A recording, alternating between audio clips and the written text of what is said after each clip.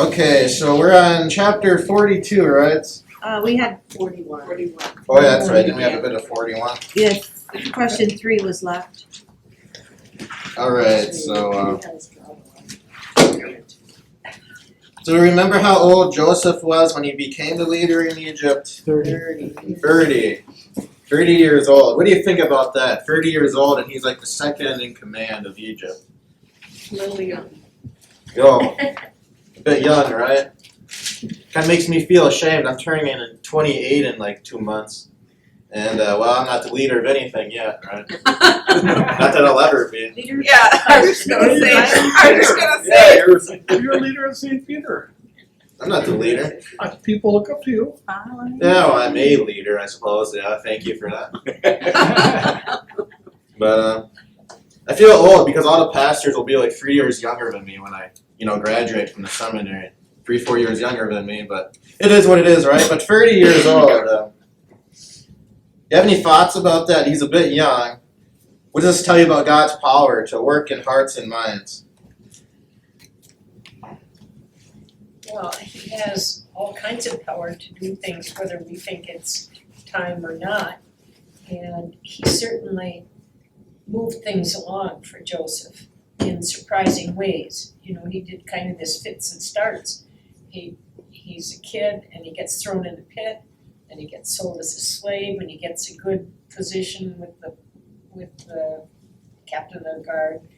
And then he has troubles again, he gets thrown in jail, and then he gets out, and now all of a sudden, a jump forward. And he had to see that God was taking an intervention in his life. I would say he probably saw it more as he got older than Right, when he looking was back. younger. And yes, anybody would say what's going on in between here, this is not right, Yeah. So, It's not fair. If It's anybody not- could have said that, he would have. yeah. And I think this is a way of God doing refining the gold, as they say, getting the impurities out. I think it might have been in a weird way humbling for Joseph too, because we remember he had those 2 dreams when he was 17. Dreams that basically said he's going to be a great leader and his brothers will bow down to him. And he's 17 when he got these dreams. And then the next, half of his life is entirely a slave or in prison. Like the exact opposite of a leader, right? But now he's finally the leader of Egypt. And yeah, like I said, you have to see the hand of God at work. You literally cannot see God's power at work in his life, guiding him through all these stages. We haven't reached the point yet where he forgave his brothers. But I think this wouldn't have happened if earlier in his life he was in power and had to go through all the trials and tribulations. Yeah, definitely. So, go ahead. Well, the question does too say, it says, what does this tell you about God's power to work in the hearts and the minds? So it's kind of like of others too. So the hearts and the minds of others. So it shows God's great power to have the people of Egypt accept Joseph in this role of leader over them, being that he's young and a foreigner. So Yeah. it takes God's power there too to Foreigner who supposedly, had sex with a captain guard's wife. Supposedly. So that's, for the people to accept him. Definitely. So the Lord can work wisdom and judgment in our hearts just as he did with Joseph. And he gives everybody different gifts, some leaders, some to be encouragers, teachers, etc. But he gave Joseph the gift of leadership. Joseph is a wise man. So we talked about 4 already, right? yeah. We did, okay. What about 5? How do you think Potiphar's wife felt when she heard Joseph was in second command? I'm sure she wasn't happy. Yeah. She was probably shaking in her boots, right? Frustrated too. Yeah. It could have been. It's all just speculation, right? You don't really. she's never brought up again. But we can tell from Joseph, thankfully, he's not the type that holds grudges, is he? Like we talked about, he's a godly man, and he has wisdom in his heart now, and he forgives people. So, as far as I know, she didn't really have anything to worry about. Maybe Joseph even realized that was God working through her to bring him to this leadership position. Kathleen, you're giving me a look. Well, I was just going back a little bit, thinking about what he named his children. And Manasseh and Ephraim, and if you look at like verse 51 and 52, it tells why he named them what he named them. And I thought that was really telling. And he said, Joseph named his firstborn Manasseh and said, it's because God has made me forget all my trouble and all my father's household. So it's almost as if he's let that go now. Any bad feelings, any anger, anything, he's released that. It's not gonna trouble him anymore. But all my father's household, and I was thinking that to me just spoke forgiveness and quit stewing and thinking the what if and so on. And then the second one he named Ephraim because God has made me fruitful in the land of my suffering. And I was thinking, he really is letting this go. He's in a better place now, I think, mentally and spiritually and so on. Yeah, thanks for bringing that up. Yeah. Isn't it cool how they just named their children, like, all these beautiful names, praising God and, describing, like, their mental states. I know it sounds weird, like, we don't do it in English at all, right? But it's just cool how they testify to the Lord's power through naming their children, their beloved ones, right? Sharon? Just going back to apply question 4, I was thinking about this week, and also what Kathleen said.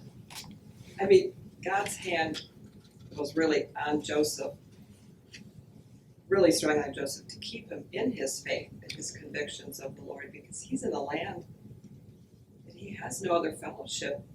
His father's household's not there. The fellowship to keep you strong in the faith too, besides God. I mean, I know for me, I need my church family. I need people up walking with me in the faith to keep me, and to suddenly be put into a land where there isn't. I mean, you have that of the Egyptians, and he's basically, at least we don't know. I mean, that's not covered where there was anybody there that he could have fellowship for faith support and stuff like that. So it was really between him and God to keep this. So that God has that power, and that Joseph, and he just carried Joseph through all those years so that he didn't lose the faith and turn away from the Lord in all of this. He just kept it the whole way.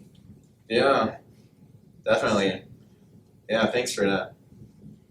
And I was thinking about that question too as I was working ahead about how he's married to a priest, from the Egyptian religion. And jumping ahead a couple of chapters, I believe he puts like a special cup in Benjamin's sack. And then he tells his servants to say, "Why'd you steal my cup of divination?" And that made me wonder, it sounds like that Joseph is also trying to keep up the practices of the Egyptian culture. Like he can't just blatantly disregard their culture, or they'll hate him and he won't listen to him, right? So maybe, I don't know where I'm going with that, it's not like too big of a point, but it's the challenge of respecting the Egyptian culture while proclaiming the Lord. And that's a challenge we all face too in a multicultural world, don't we? How to respect other people's cultures. And I mean, we respect the religions even if we know they're wrong and we don't accept them, but we have to, be tolerant of people lest we anger them and they'll never talk to us again. So that's just a small point, but since that question is kind of about it, I thought I'd bring it up right now. Is there any other comments or questions about Genesis 41? Now let's jump to chapter 42. And this is where Joseph's brothers finally come to Egypt. And, I've already prefaced it. Joseph already can tell he's in a good mental state already due to how he named his sons. He's already, come to peace with himself. As it was said, God has made me forget all my hardship in my father's house. So it's kind of obvious Joseph already has peace and has forgiveness with his brothers. And yet what he does in this chapter might make you question that. So let's jump to 42, and I can read it for us. When Jacob learned that there was grain for sale in Egypt, he said to his sons, "Why do you look at one another?" And he said, "Behold, I've heard that there is grain for sale in Egypt. Go down and buy grain for us there, that we may live and not die." So kind of Joseph's brothers went down to buy grain in Egypt. But Jacob did not send Benjamin, Joseph's brother, with his brothers, for he feared that harm might come to him. Thus the sons of Israel came to buy among the others who came, for the famine was in the land of Canaan. Now Joseph was governor over the land. He was the one who sold to all the people of the land. And Joseph's brothers came and bowed themselves before him with their faces to the ground. Joseph saw his brothers and recognized them. But he treated them like strangers and spoke roughly to them. "Where do you come from?" he said. They said, "From the land of Canaan to buy food." And Joseph recognized his brothers, but they did not recognize him. And Joseph remembered the dreams that he had of them. He said to them, "You are spies. You have come to see the nakedness of the land." They said to him, "No, my lord. Your servants have come to buy food. We are all sons of one man. We are honest men. Your servants have never been spies." He said to them, "No, it is the nakedness of the land that you have come to see." And I'm using an ESV. Does the NIV have nakedness of the land in it? Unprotected. Unprotected. Okay, yeah. So that's a general idea, like the vulnerability of the land. Okay, 13. And they said, we your servants are 12 brothers, the sons of one man in the land of Canaan. And behold, the youngest is this day with our father, and one is no more.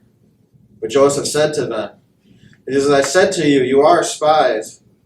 By this you shall be tested, by the life of Pharaoh. You shall not go from this place unless your youngest brother comes here. Send one of you and let him bring your brother, while you remain confined, that your words may be tested, whether there is truth in you. Or else by the life of Pharaoh, surely you are spies." And he put them all together in custody for 3 days. And let's take a pause there. Now, discussion question. Do you think what Joseph is doing right here is good, or is it bad? What is Joseph doing to begin with? I think testing. He's testing them. He's testing them. How's he testing them though? Like,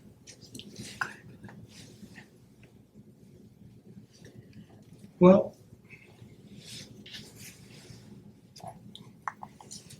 I mean, we just talked about how Joseph has forgiven them, right? correct. And now he's thrown them in prison for 3 days. Like, what do you think? I don't know where I'm going with this, but don't you think like Joseph should have been like, "Hey, it's my brothers. I'm Joseph. I forgive you," right off the bat? Doesn't that feel like that's what Christians should do? I would think though he would be testing to see where they're at. They've already just lied to him. One is no more. They didn't say dead because they knew what they'd done. But I think he was just testing them to see, have you forgiven? Have you thought about what you've done? And they say they were honest men too. Yeah. Well, so far they haven't really said a lie. I mean, I wonder what they would expect their reaction would be if they said we killed our brother to the governor. Okay.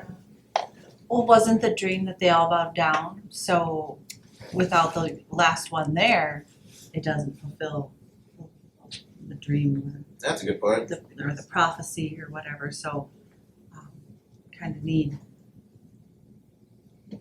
Yeah, and he is remembering his dreams. It just said that he remembered his dreams. So what is he testing them for? What's his main objective here? Like, what's he trying to find out? I would think he'd be looking for forgiveness. Have they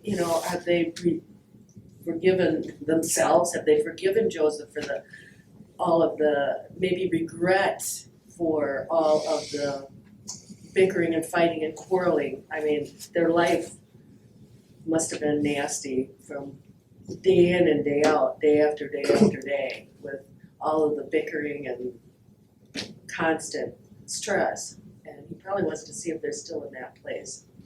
Okay. Yeah. And that's the end goal, right? That they've asked the Lord for forgiveness and they've turned from their ways, and that's what Joseph is testing for. That's the big end goal. But he's got a bit of the smaller goals to reach that point, right? Because he has multiple tests here. So let me continue at verse 18 for a bit. On the third day Joseph said to them, "Do this and you will live, for I fear God." Notice once again that he's talking about the God of Israel. So I wonder if that immediately might have put his brothers on guard. Like, why is the Egyptian not talking about the Egyptian God? He's talking about the God of Israel, the God of our fathers. But anyways, if you're honest men, let one of your brothers remain confined where you are in custody, and let the rest go and carry grain for the famine of your households. And bring your youngest brother to me, so your words will be verified, and you shall not die. Why is it so important that Joseph gets to see Benjamin, the youngest brother? Well, they were blood brothers, and they were both children of the same mother. So are they being resentful, and the way they treated Joseph, are they treating Benjamin the same way? What's the relationship there? Have they changed? Yeah. So Benjamin and Joseph are the sons of Rachel, and it's obvious that Jacob has this special love for Rachel and those two sons.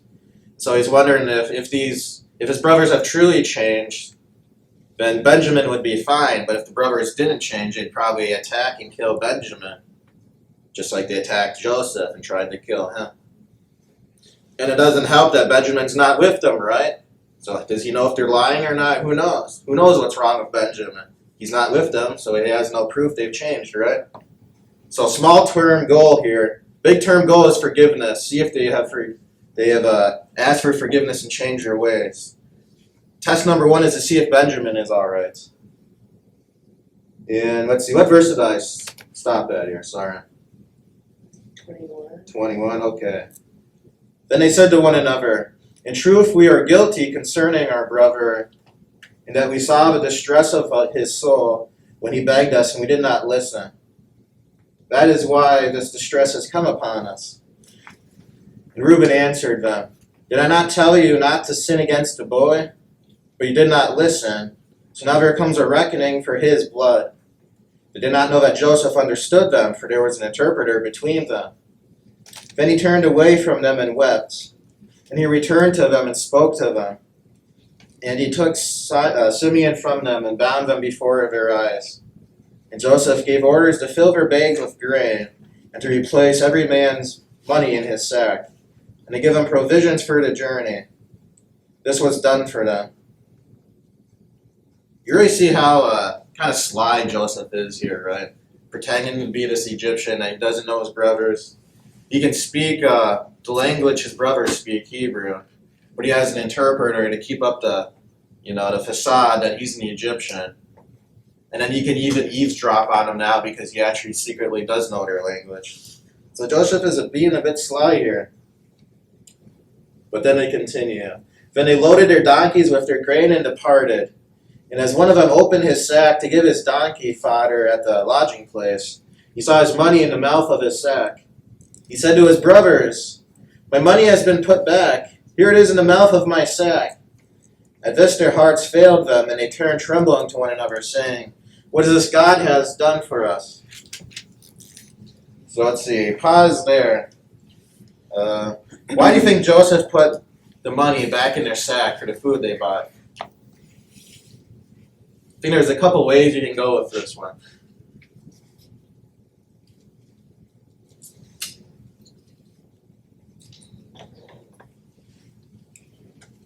It's going to be an unexpected thing that they won't understand. And it will give them money to come back again and buy more. He's providing for his father perhaps this way. But I think he's really just egging them on, he's giving them chances to be the way they used to be to him. And I think this is part of their test. Yeah, definitely part of the test. And what are their reactions to finding their money? Are they happy? They're a little scared. Why are they scared? Well, it's almost as though it's theft, Yeah, even though it's not. yeah, they didn't do it, but Yeah. the Here we Egyptians have gonna money believe them. that we paid and, it's still here. Could somebody be coming back after us? Yeah, so is Joseph trying to, put them on their heels, get them even more worried as they return back? That's part of it, right? But they blame God for it. Let's see. What is this God has done to us? Yeah. Well, it's clear they know there's something up, right? This isn't normal what is happening. They know they're being singled out by the Egyptian, by God somehow. And that's why we have to jump back to verse 21. What did they talk about? In truth, we are guilty concerning our brother, and that we saw the distress of his soul. So they're already acknowledging they're paying for the sin they committed years ago. They're acknowledging they're guilty. God is punishing them because they were bad to Joseph. So by now they're already in on the game a bit, right?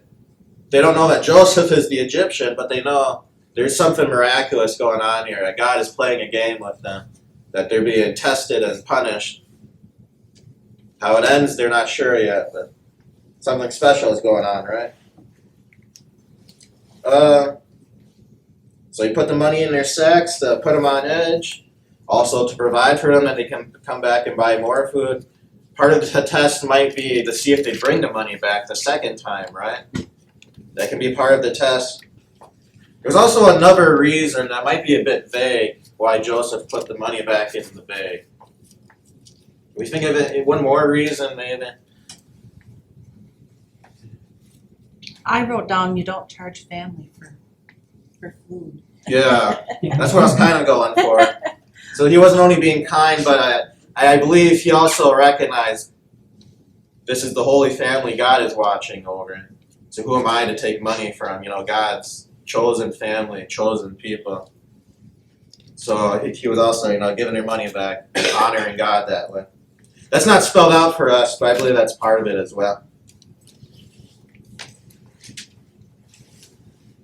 Okay, let's see, verse 29. When they came to Jacob, their father, in the land of Canaan, they told him all that had happened to them, saying, "The man, the Lord of the land, spoke roughly to us, and took us to be spies of the land. But we said to him, 'We are honest men, we have never been spies. We are 12 brothers, sons of our father. One is no more, and the youngest is this day with our father in the land of Canaan.' Then the man, the Lord of the land, said to us, 'By this I shall know that you are honest men. Leave one of your brothers with me, and take grain for the famine of your households, and go your way. Bring your youngest brother to me. Then I shall know that you are not spies, but honest men. And I will deliver your brother to you, and you shall trade in the land.'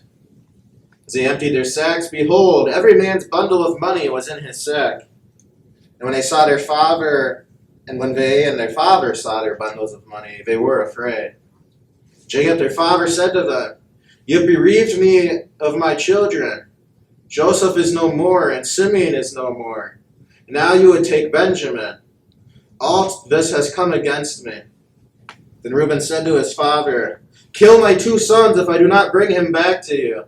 Put him in my hands, and I will bring him back to you.' But he said, 'My son shall not go down with you, for his brother is dead, and he is the only one left. If harm should happen to him on the journey that you are to make, you would bring down my gray hairs with sorrow to Sheol," which is the Hebrew word for the grave, so to death, to the grave. And so can you blame maybe Jacob? Jacob's not the best person, we recognize. He seems to be showing favoritism to Joseph, which started this whole problem in the first place. Now he's showing favoritism to Benjamin, right? Can we really be surprised at his response, though? That basically he's not going to let Benjamin live? I mean, his sons already took Joseph away from him. They already lost Simeon now. Who knows if Simeon will ever come back?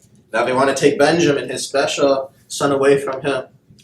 So I don't think Jacob's response is surprising at all. But what do we think about Reuben's response to his father? Yay or nay, good or bad? And how could Reuben be so sure that he would be able to bring Benjamin back? So sure that he would offer his own sons. I don't know what good it would do to kill his sons, but he's saying, you know, I will be responsible. But he couldn't know that. Yeah, he couldn't know that. He's trying to reassure his dad. So we talked about how in prison they recognized God was punishing them for their sin, right? What they did to Joseph. So they know there's a divine force watching out for them here. Yet are they telling their father they're basically responsible for this? Are they admitting their guilt about Joseph to Jacob? No. No, they're still trying to beat around that bush, right? So they're trying to, I think deep in their hearts by now they have to realize like this has to come out eventually. This is why we're being punished and tested. But they're still not willing to ask forgiveness from their father. They're not willing to admit their guilt. And so Reuben offers his two sons. That's kind of, I don't know, what do you think about that? Just, if I fail, you can kill my two sons. Like, what type of... I thought that was just hyperbole. He was just, letting him know I'm serious about this. Certainly. That's why, I don't know, I find it a bit hard. Because he shows sincerity in his, like, I will bring Benjamin back. I'm sincere about it. But On the heads of my two kids, it's, we should. I swear on my mother's grave. yeah. Yeah, exactly, right? Yeah, but killing two more grandchildren, that doesn't make sense. Yeah, how's that going to make Jacob's That's why I life think better? it's just He loses Benjamin, now he gets to No. kill his two grandchildren, I right? think it's, like she says, hyperbole. He's just trying to make it sound, making at least an effort to show that he's serious. I'm Just sure like he was I'll give you serious. half my kingdom. Yeah. I don't know, I can go either way, because remember, the brothers aren't the best people either, right? My self-study Bible says it was, where did I read that? Mine has a quote from Martin Luther, but it's not really about. Reuben crudely and crudely offered his sons as hostages to siege Benjamin's fear. So they just think it's kind of worthless. It's not. I want to say he was sincere about killing his son. I think his heart was in the right place, but it was a very kind of disgusting answer. Because I forget what son it is, jumping ahead, we'll see another son say, like, I think he puts his life on the line to Jacob. If I remember correctly, jumping into the next chapter. Okay. So let's see. So Jacob refuses to bring Benjamin up to Egypt. He doesn't want to lose this son. He basically doesn't expect Simeon to come back. He's already counted him as lost, really. And that's the state the family is left in. Questions we have.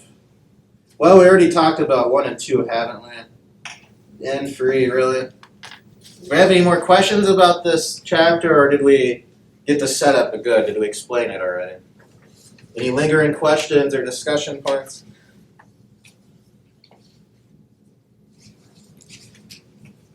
It's all kind of just a setup chapter, right? If not, we can jump to chapter 43. So Joseph's brothers returned to Egypt. So now the famine was severe in the land. And when they had eaten the grain that they had brought from Egypt, their father said to them, "Go again, buy us a bit of food." But Judah said to him, "The man solemnly warned us, saying, 'You shall not see my face unless your brother is with you. If you will send our brother with us, we will go down and buy you food. But if you will not send him, we will not go down. For the man said to us, You shall not see my face unless your brother is with you.' Israel said, Why did you treat me so badly as to tell the man that you had another brother? They replied, The man questioned us carefully about ourselves and our kindred, saying, Is your father still alive? Do you have another brother? What we told him was an answer to these questions. Could we in any way know that he would say, Bring your brother down? Let's take a pause there for a second. So Jacob is saying, like, why did you mention you have a brother Benjamin? If you didn't know about Benjamin, well, then everything would have been good, right? He would have demanded to see Benjamin. But ironically, if they didn't mention that their youngest was with their father, what do you think would happen with Joseph? That'd make him way more suspicious, right? Why aren't you mentioning my brother Benjamin? He's not among you, you don't even mention him. That's going to really put him on their radar, right? So, it's a bit of irony there. Back to verse 8. And Judah said to Israel, his father, Send a boy with me, and we will arise and go, that we may live and not die, both we and you and also our little ones. I will be a pledge of his safety. For my hand you shall require him. If I do not bring him back to you and set him before you, then let me bear the blame forever. If we had not delayed, we would now have returned twice. Let's jump to question 1. This is the first time we've seen something positive and good about the character of Judah. He's had some bad things he's done in his life, but we're finally seeing some positives from him. Why are his words to his father more noble than Reuben's words at the end of the previous chapter? Yeah, so this is what I was kind of jumping at before. But So he's taking personal responsibility for the wellness of his little brother. yeah, Instead of kill my kids. yeah, that's why I feel like he wasn't exaggerating. Reuben was. Judah's taking personal accountability, and he's willing to be. If he loses Benjamin, he's willing to be the scapegoat. He's willing to bear the blame from his father, and the rest of his life he'll be the outcast, the one who took Benjamin away from his father, Jacob. Okay. Back to verse 11. Oh, also notice Jacob's now called Israel. That's a choice Moses made, by the Holy Spirit. The Lord named Jacob Israel, he who wrestles with God. When he wrestled with God, he was still being called Jacob, and now he's using the name, the one who struggles with God and overcomes, Israel. And as that note there, it says, the very essence of God's people is at stake. 2 brothers seemingly were lost. Benjamin might be lost. It might look like the family is falling apart. And we have to see Jacob has a lot of wrestling still to do. If he's going to trust the Lord and, trust Benjamin into the hands of the Lord, into the hands of his brothers to rescue his other son. So Jacob is still wrestling with God in a way here. So verse 11, Then their father Israel said to them, If it must be so, then do this. Take some of the choice fruits of the land in your bags and carry a present down to the man. A little balm and a little honey, gum, myrrh, pistachio nuts, and almonds. Take double the money with you.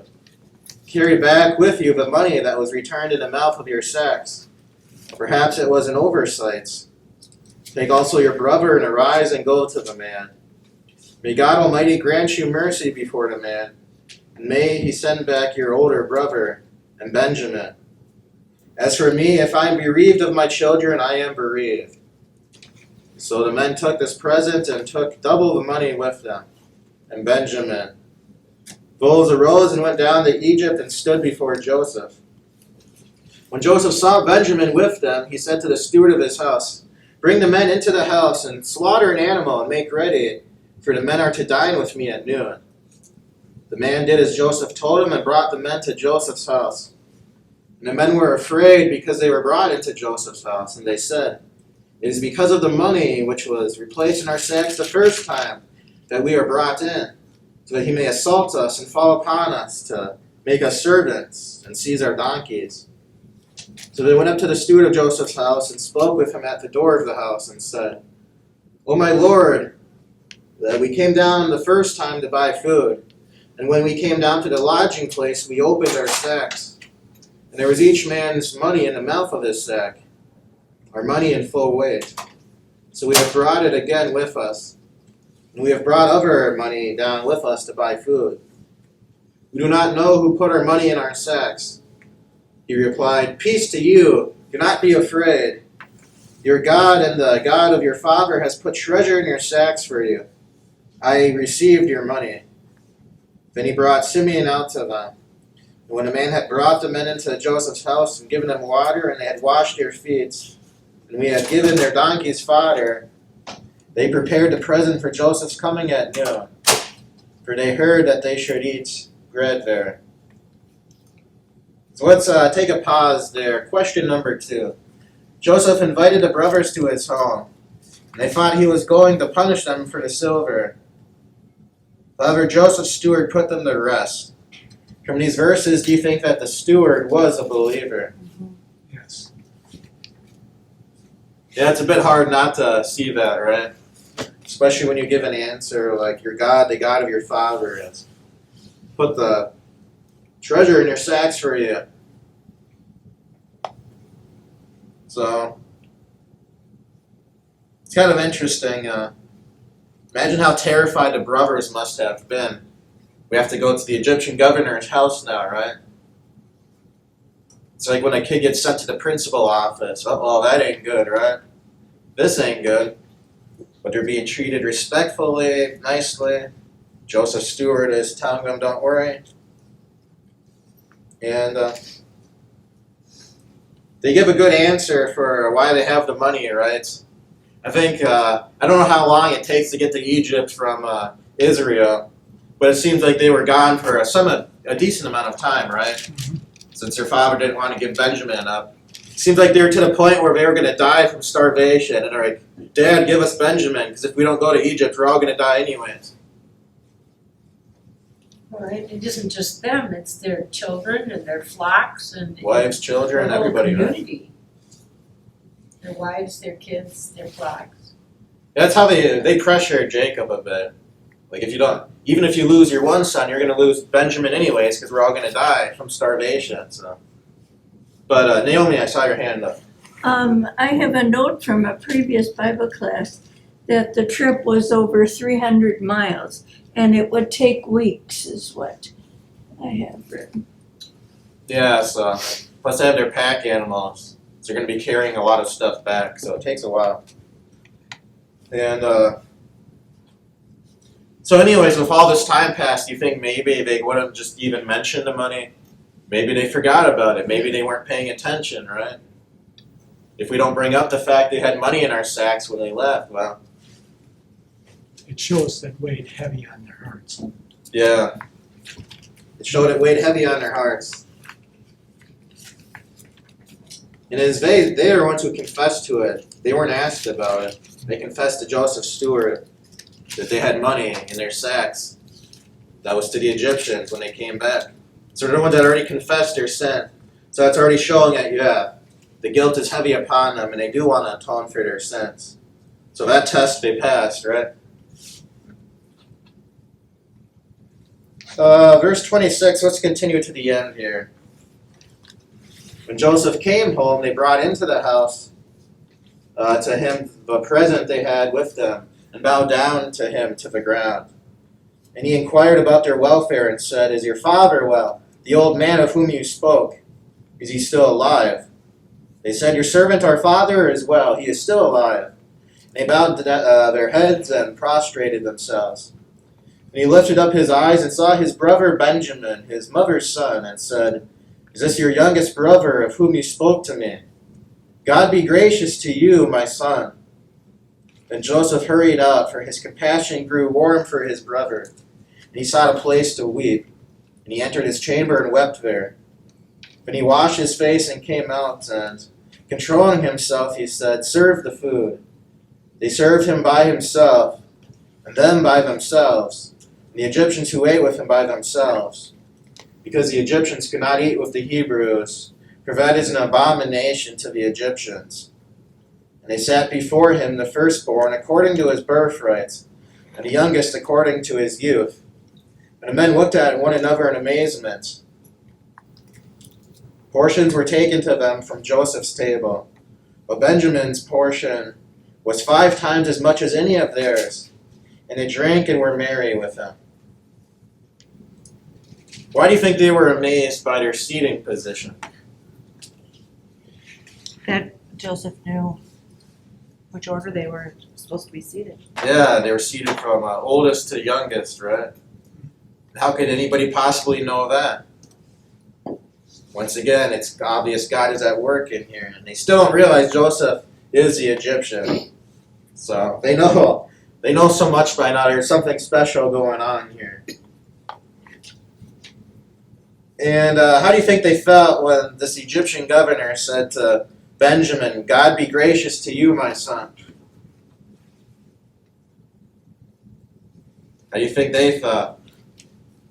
Surprised. Surprised, right? It's interesting. Well, he accused the other ones of being a spy. Then Benjamin gets here and he's like, "It's Benjamin, my son." He's not saying he's his actual son, but God be gracious to you. He's blessing Benjamin. And then at the very end, they put 5 times as much food as theirs on Benjamin's plate. Why is Joseph doing this? He's testing them for jealousy. Yeah. So I think Joseph assumes correctly, of course, that Jacob is treating Benjamin well. So Joseph must know how much Jacob loves Rachel and can just assume that. And now this is part of his test. Right in front of his brothers, he's blatantly going to treat Benjamin well once again, just like their father does. And he's testing to see if their brothers get angry or not, or they accept Benjamin. He wants to see their brother's response. So, see if they had changed or not. And the events of the next chapter will prove beyond a shadow of a doubt the state of the brothers, whether they've changed or not. Question number 4. A careless reader might mistake Joseph's harsh treatment of the brothers as hostility and hatred for what they had done to him. What do you think? Can Joseph serve as a model for you? This is kind of what I was trying to hint at the beginning of class, because doesn't it just seem wrong in a way to your mind that you wouldn't just outright tell your brothers, "I forgive you," and be honest to them? Like, doesn't Jesus say, forgive your brother 7 times 70? Does Jesus say put your brother through the ringer and, make him prove that he's truly sorry? In Jesus' parable of the prodigal son, did the father immediately accept his prodigal son back, or did his father make him suffer a bit for a while to see whether his son was truly sorrowful or not? Naomi?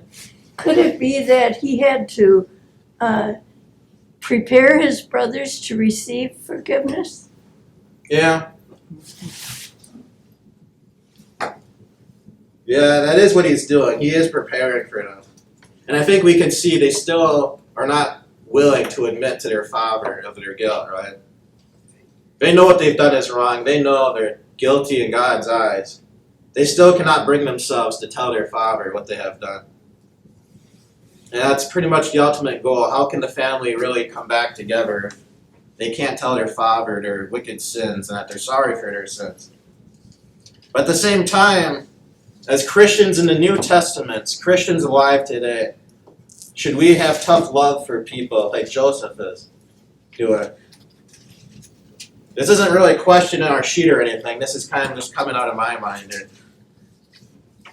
I think that there are times when tough love is necessary, and as human beings dealing with other human beings, we want them to be sincere in their repentance.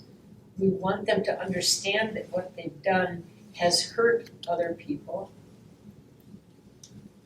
I think sometimes until they really realize the enormity of the effects of what they've done on their family or people around them, I think they don't think about those things. they're being willful. I mean, I'm speaking from my own personal experience here. They're, you want to know that they really realize what they've done and that they are going to be sorry. Yeah. Go ahead. Well, we were just saying that the brothers were being prepared, and that they weren't really ready for the forgiveness yet. So that kind of goes along with the tough love that, until somebody hits that rock bottom and is ready to admit that they need help or that they have a problem, you know, they're not gonna get help or stay clean or whatever the problem is, until they're ready. So you can try to help them all you want, but if they're not ready, they're not ready, and it's not gonna work. So you sometimes have to say, well, I can't help you anymore, it's hurting me too much, and take that step back. And it seems wrong as a Christian to not offer the help or remove the help, but if a person's not ready to receive the help, all you can do is pray that God shows them the way. Yeah. I guess what is a way our church shows tough love? Just keep it. Excommunication. Excommunication, right? But that's not a punishment.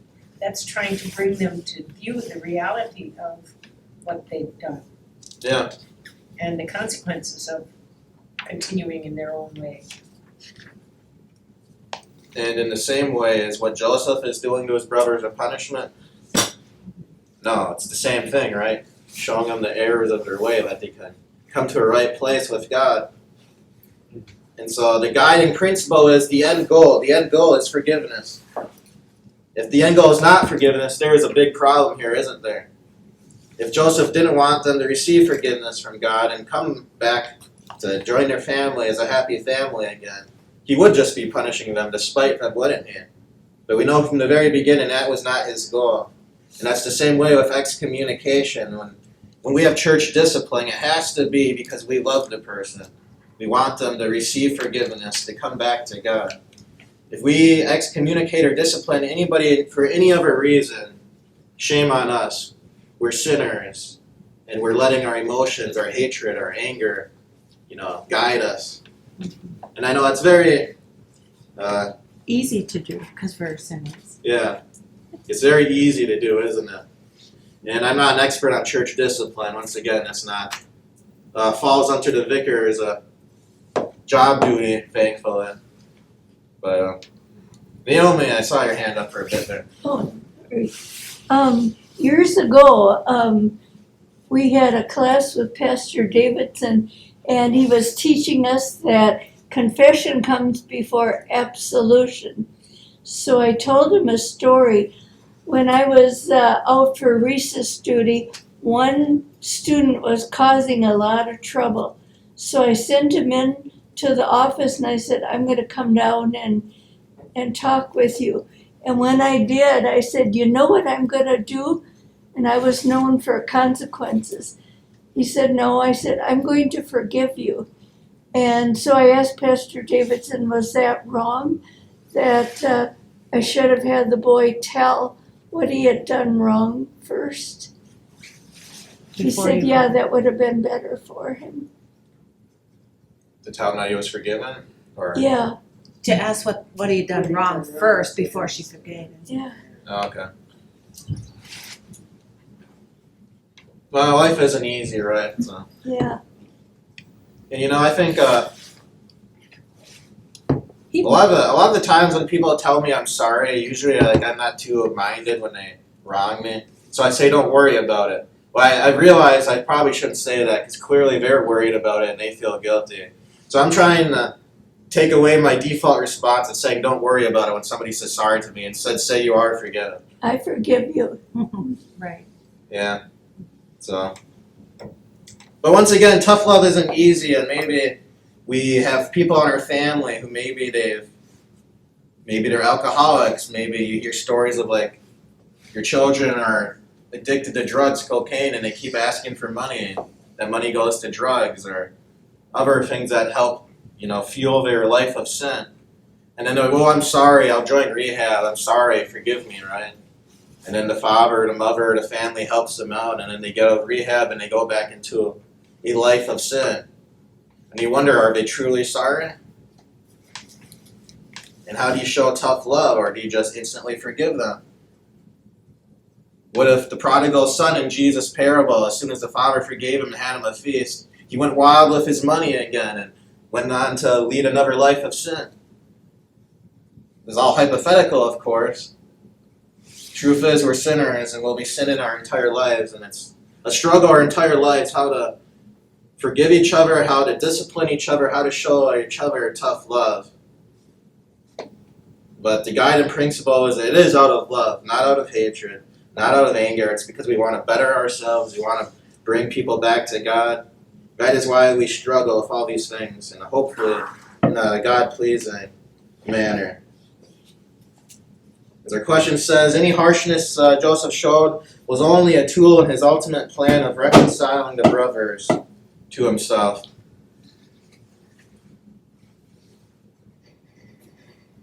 With 3 minutes left, is there any final comments, questions about chapter 43? Maybe I'll just point out I like how in the verse 30, Joseph's mask almost slips off, right? He starts crying out of compassion. So he has to run away quick and find a place to let his tears of joy out, lest his whole test fails because of him, right?